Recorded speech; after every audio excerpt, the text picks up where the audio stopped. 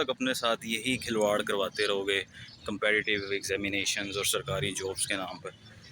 اتنی شدید گرمی، پہلے تو سینٹر مرج کیے ان لوگوں نے 3 پیپر لینے کے بعد، اب پی پی ایس سی سینٹر میں لا کے بٹھا دیا ہے. ہزاروں کینڈیڈیٹس ہیں، آلموسٹ 45,000 رپورٹ ہوئے ہیں جن لوگوں نے 1,000 روپیہ پی ایم ایس کے لیے جمع کروایا ہے. 4.5 کروڑ روپے انہوں نے جمع کیا.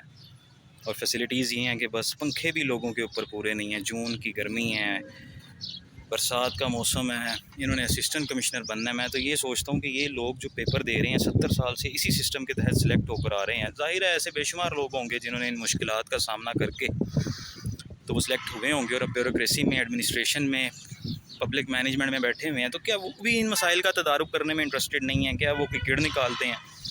ان سب چیزوں کا آؤٹ پٹ کیا ہے 70-80 سال سے؟ بلکہ وہ امپیریل سروس کو بھی اگر کاؤنٹ کریں تو 100-150 سال سے اسی نظام کے تحت پبلک کو رول کرنے والے لوگوں کا انتخاب کیا جا رہا ہے. تو وہ جسے آپ کریم سمجھتے ہیں، جس کی کوئی psychological, physical, mental, cognitive assessment آپ نہیں کرتے، صرف رٹے بازیوں کی بنیاد پر لوگوں کو سلیکٹ کر کے آپ کروڑوں لوگوں کے اوپر بٹھا دیتے ہیں.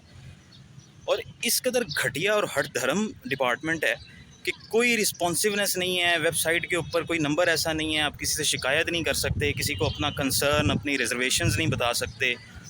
ہزاروں روپیہ، لاکھوں روپیہ لوگ اس چکر میں اجاڑ دیتے ہیں، تیاریوں کے چکر میں، فیول کے چکر میں، موبائل رکھواتے ہیں، اپنا سیکورٹی کے ایکسپنسز برداشت کرتے ہیں، کتابیں خریدتے ہیں، کنٹینٹ کو اپروچ کرتے ہیں، گروپس جوائن کرتے ہیں، مینٹورز اور اکیڈمیز کی فیسیں بھرتے ہیں.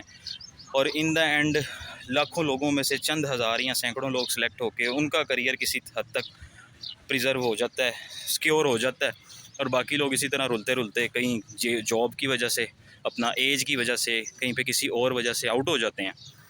تو میں یہ سوچتا ہوں کہ ہم اتنے پڑھنے لکھنے کے بعد بھی آ کر اگر اسی سسٹم کا حصہ بننے کے لیے اپنے آپ کو میں 3 سال سے 4 سال سے فری لانسنگ کر رہا ہوں، ایک عدد سرکاری جاب میں ایسی ہی پرابلمس کی بنا پر چھوڑ چکا ہوں، لیکن ایک کمپٹیشن میں آنے کی صرف جو آگ ہوتی ہے کہ بندہ اپنے آپ کو ایویلیویٹ کرتا ہے. میں پی ایم ایس میں فرسٹ ٹائم اپیئر ہوا ہوں، اور وہی میٹرک انٹر والا کانٹینٹ ہے جس کو بار بار آپ نے رٹے لگانے ہیں، صرف آپ نے چیزوں کو یاد کرنا ہے. آپ کی کوئی سائیکلوجیکل کیپیبلٹی، آپ کی انالیٹیکل ایبیلیٹیز، آپ کے لاجیکل ریزننگ، اور اس سے تو کہیں زیادہ اچھا ٹیسٹ وہ این ٹی ایس والے ڈیزائن کر لیتے ہیں جس میں کچھ انسان کی مختلف صلاحیتوں کو وہ کسی حد تک اسیس کر سکتے ہیں. تو ہم کب تک اپنا یہ مذاق اڑواتے رہیں گے؟